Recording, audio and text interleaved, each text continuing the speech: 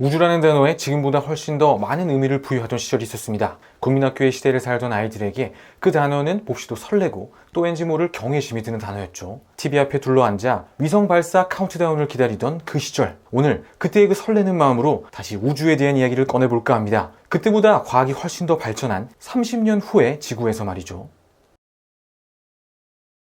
지금 누군가에게 모토로라는 몰락한 스마트폰 회사 정도로 기억될지 모르지만 8, 90년대 그들은 반도체 시장의 최강자였고 또 통신, 스마트폰을 넘어 우주에까지 닿아 있는 정말 매력적인 기업이었죠. 오늘 이야기와 관련해서는 다음과 같은 단어가 있는데요. 원소 번호 77, 전하를 띠지 않은 상태에서 77개의 전자를 가진 이리듐 원소의 모습처럼 77개의 통신 위성을 띄워 지구 전체를 커버하는 글로벌 통신망을 구축하겠다는 야심찬 계획이 바로 모토로라 주도하에 이루어졌던 이리듐 프로젝트입니다. 우선 4G, 5G는 물론이고 위성통신 역시 코어망에서부터 기지국까지 유선으로 연결된 백홀을 기반으로 하죠. 최대한 유선망으로 갈 수 있는 만큼 촘촘하게 인프라를 구축하고 이후에 무선통신이 가세하는 그런 개념으로 정리해 볼 수 있는데요. 이때 위성통신은 이렇게 디바이스까지 무선 신호를 연결해주는 수천 개의 기지국 대신 하늘에 쏘아 올려진 위성을 통해 단번에 엄청난 커버리지를 확보하는 개념입니다. 로켓을 통해 쏘아 올려진 통신 위성이 중계기 역할을 하면서 단번에 엄청난 커버리지를 확보하게 되고 또 이 위성 간의 통신을 통해 수천 킬로미터 너머의 국가 간의 초연결이 이루어지는 모습이 그려지시나요? 인공위성 정도의 무게를 가진 경우 35,000km에서 36,000km 정도에 위치하게 되면 지구가 자전하는 속도와 동일하게 움직이면서 중력을 상쇄시켜 궤도를 유지할 수 있습니다. 이런 원리로 작동하는 대표적인 예가 우리나라의 기상위성인 천리안인데 이렇게 천리안과 같이 고고도에 위치해 지구와 같은 속도로 움직이는 위성을 정지위성이라고 합니다. 반면 이리듐의 경우는 고고도의 이 정지위성 형태로 구현하게 되면 35,000km라는 이 어마어마한 거리 때문에 지구에서 위성, 다시 지구로 보내지는 경로 간에 0.24초의 기본적인 통신 지연이 발생합니다. 이런 이유로 모토로라의 이리듐 프로젝트는 고고도가 아닌 저고도의 위성을 띄우게 됩니다. 반대로 고도가 낮아지면 커버리지가 함께 줄어들기 때문에 위성의 개수를 늘려 77대가 필요했고 그런 이유로 이리듐이라는 이름이 붙여진 것이죠.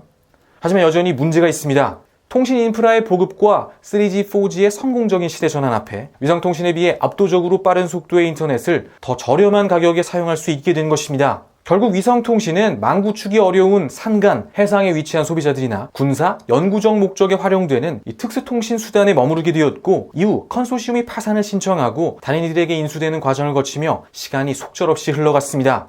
설상가상으로 10년 정도로 설계된 이리듐 위성들의 수명이 다해가며 추가적인 서비스를 위해서는 다시 60개 이상의 새로운 위성을 쏘아야 했습니다. 그래서 이리듐은 어려운 상황에서도 2017년부터 2세대 이리듐 위성을 쏘아 올리게 되는데 이때 중요한 것은 로켓으로 상공의 위성을 쏘아 올리는 이 어려운 작업을 진행해준 이름입니다. 훨씬 더 저렴한 비용으로 이리듐의 세대 전환을 가능하게 해주었던 기업. 그렇게 이리듐의 이야기가 일론 머스크와 만나게 되는데요. 많은 사람들은 이제 일론 머스크를 두고 테슬라와 자율주행, 전기차라는 단어를 떠올립니다. 하지만 진정으로 그가 바라보고 있는 지점은 전기차와 자율주행차 그 너머에 있다고 확신합니다. 그리고 그것을 증명하는 단어가 바로 스페이스X죠. 집투와 페이팔의 성공 이후 30대의 청년 일론 머스크가 세운 민간 우주항공 기업은 이런 엄청난 목표를 가지고 있는데요. 구체적으로는 화성을 언급했죠.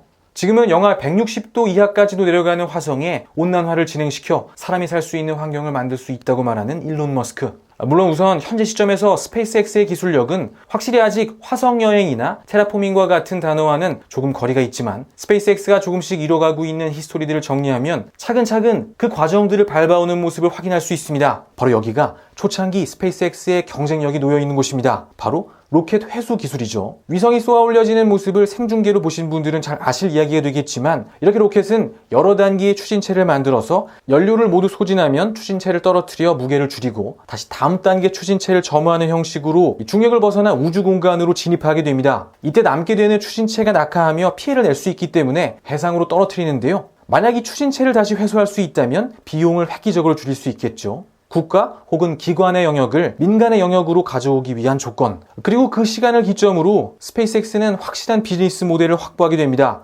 스페이스X의 이야기들을 분야별로 정리해보면 다음과 같은데요. 우주선인 드래곤과 이 우주선을 궤도로 쏘아 올려줄 로켓인 팰컨, 그리고 우주선과 로켓의 심장이 될 엔진인 멀린과 드라코. 중요한 것은 이제 여기까지의 이야기들은 수많은 발사를 통해 증명을 마친 이미 현실이 된 이야기들이라는 겁니다.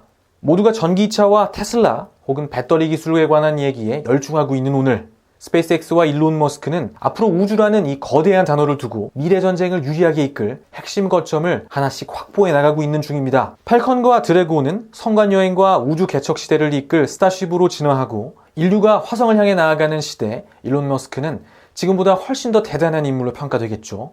그리고 이것과 동시에 진행되고 있는 이야기, 그 다음 단계의 시간을 위해 준비되고 있는 단어들이 있습니다. 우주시대가 개막하고 성간여행과 테라포밍의 시대가 도래하면 훨씬 더 빛나게 될 단어, 바로 스타링크인데요. 스타링크는 이리듐과 같은 위성통신에 대한 이야기입니다. 그럼 조금 이해가 되지 않는 부분이 있습니다. 앞서도 정리한 것처럼 이리듐 X2로 세대 교체를 할 때 이 위성들을 쏘아 올려진 기업이 바로 스페이스X이기 때문이죠. 결국 훨씬 싼 가격에 경쟁 기업이 위성을 쏘아 올려진 셈인데요. 하지만 기본적으로 스페이스X는 이리듐의 위성을 쏘아 올려주며 운영 자금들을 확보할 수 있었을 뿐만 아니라 마라톤으로 비유하면 이리듐은 완벽한 페이스메이커입니다. 이리듐은 그 자체로 통신 위성 시장의 가능성을 재확인하고 어쩌면 수천억의 비용이 들 파일럿 테스트의 일부를 대신해주고 있는 셈이죠. 그리고 결국 이 통신 패권을 두고 위성통신 진영과 이 기성통신 진영 간의 헤게모니 싸움이 펼쳐질 수도 있기 때문에 기업과 기업 간의 전쟁이 아닌 진영과 진영, 국가와 국가 간의 경쟁이 될 것이라는 관점에서 하나라도 더 유력한 위성통신 진영이 살아남아야 합니다. 만약 이리듐이 지금처럼 좋은 모습을 보여줘 끝까지 살아남을 수 있다면 스페이스X의 로켓 기술을 활용할 중요한 파트너사이자 위성통신 진영이 승리하기 위해 힘을 모을 귀중한 동료가 되겠죠. 그리고 더 중요한 부분은 이리듐의 위성을 쏘아 올려줘도 결국은 최종 전쟁에서 본인들이 승리할 수 있다는 확신을 하고 있다는 점인데, 스스로 로켓을 쏘아 올려줄 수 있다는 점 말고도 스페이스X의 스타링크 서비스가 가지고 있는 확실한 장점들이 있죠. 우선 이리듐의 위성을 쏘아 올려준 스페이스X는 당시 그들의 로켓인 팔콘 9에 한 번에 대략 10대 정도의 위성을 쏘아 올렸습니다. 이후 스페이스X는 그들의 스타링크 위성을 쏘아 올릴 당시에는 한 번에 무려 60대의 위성을 쏘아 올리면서 단 한 번의 발사만에 이리듐이 거의 2년간 쏘아 올린 위성과 맞먹는 수준의 위성을 궤도에 올려버렸죠. 이후에도 거의 한 달에 한 번꼴로 60대의 위성을 계속해 궤도에 올리고 있는 중입니다. 실제로 일론이 그리고 있는 계획상으로는 약 4만 개 정도의 위성을 쏘는 것이고요. 이 위성의 개수가 중요한 이유는 기본적으로 위성통신도 이용자가 많아지게 되면 속도가 감소하게 되기 때문인데, 이때 이렇게 스타링크처럼 충분한 위성 개수를 확보할 수 있으면 빠른 속도의 통신을 구현할 수 있겠죠. 현재 베타 테스트 중인 이 스타링크 서비스의 경우 다운로드 속도가 초당 50메가비트 정도고 지연 시간이 50ms 정도가 됩니다. 공용으로 사용하는 와이파이 정도의 속도가 나오고 있죠. 기본적으로 킬로비트 영역에 머물러 있는 이리듐과는 현격한 차이가 있고, 다만 대까지 향후 위성 대수가 늘어나게 되면 속도는 기가비트 수준으로, 지연 시간은 수 밀리세컨드 수준으로 발전하게 되겠습니다. 하지만 여기까지의 이야기들 역시 기성통신과의 비교해서는 크게 대단한 내용들은 아니죠. 이런 이유 때문에 위성통신의 미래를 계속해서 부정하는 의견들이 나오고 있는데요. 이 위성통신의 미래를 두고 여러분들은 어떤 의견을 가지고 계신가요? 저 역시 많은 분들이 지적하는 것처럼 위성통신은 여전히 보조적 성격으로 머물 것이라고 봅니다. 하지만 이것은 현재 시대, 지구라는 단어를 중심에 두고 내리는 결론이 되겠죠. 일론 머스크가 그리고 있는 미래 시대로 관점을 전환하면 이야기는 완벽히 달라지게 되는데요. 스타링크가 노리고 있는 방향은 지구가 아닌 우주입니다. 위성통신은 우주시대의 기반이 되는 메인 통신 인프라가 되고, 일론 머스크가 매달 60개씩 쏘아 올리는 이 스타링크 위성들은 이 미래 통신 시장의 패권을 선점하기 위한 포석이 되겠죠.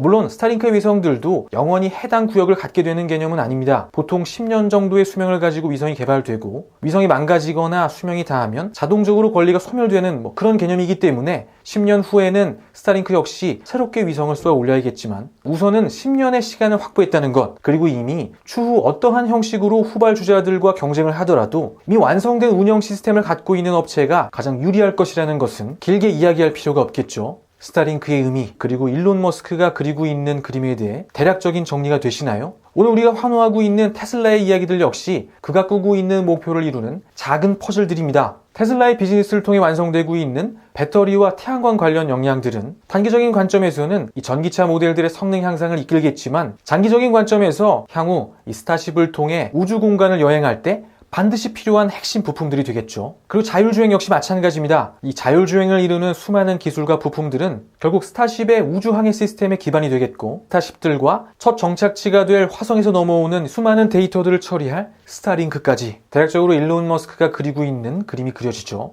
다가올 우주시대, 우주로 가는 관문, 우주를 항해할 우주선, 그리고 그것을 연결시킬 통신기술까지 이 영역에 이성과 논리를 들이밀고 그를 사기꾼으로 매도하던 이들은 아마 감히 꿈꿔보지도 못한 일들이 벌어지고 있는 것이죠. 공상과학 소설을 좋아하던 한 공학도가 꾸던 꿈, 그리고 그 꿈들이 어느덧 현실이 되어가고 있습니다.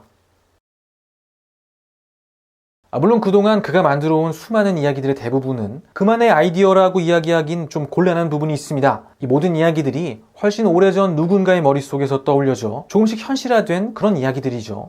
오늘 이야기 나눈 스페이스X의 로켓 회수 기술 역시 많은 이들이 꽤 오래전부터 알고 있던 방향 중 하나가 되겠고, 실제로 일론은 학창시절 많은 공상과학 소설을 읽으며 대부분의 아이디어를 그로부터 채용했음을 밝혔습니다. 사실 오늘 드리고 싶은 이야기가 놓여있는 지점이 바로 여기인데요. TV 앞에 둘러앉아 위성 발사 카운트다운을 기다리던 그 시절, 아마 모두가 가슴에 품었던 꿈들을 20-30년이 훌쩍 지난 지금 아주 극소수의 사람들만이 여전히 가슴속에 품고 있다는 것, 우리가 어떤 기술을 두고 그것이 왜 안 되는지 각자의 지식과 논리를 동원해 설전을 벌이는 동안 누군가는 오늘도 조금씩 그 꿈을 만들어가고 있다는 것.